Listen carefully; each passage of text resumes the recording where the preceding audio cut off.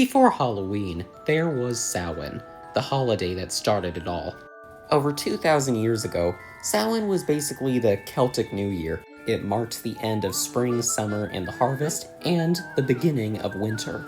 According to ancient Celtic belief in Scotland and Ireland, over 2,000 years ago, it was believed that the veil between the living, the dead, the supernatural, and monsters was at its thinnest.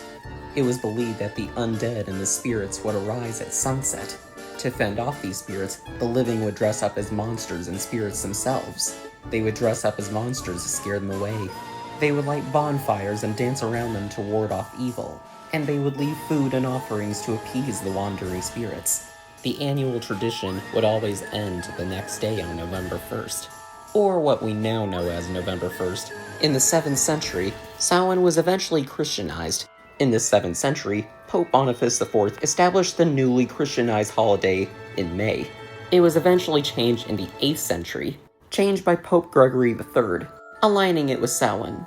Back then, in the 7th and 8th century, Samhain was called All Souls' Day or All Hallows' Eve, All Saints' Day or Eve, All Souls' Eve, All Hallows' Eve, and that was for October 31st.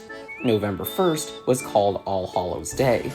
This picture here does a much better job explaining how it works than I do.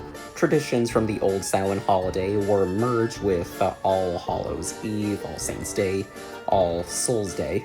Lights would be lit, costumes would be worn, spirits would be warded off, and treats were still offered, especially to the poor, with soul cakes, an early version of trick-or-treating. Over time, the holiday became Halloween as we now know it today.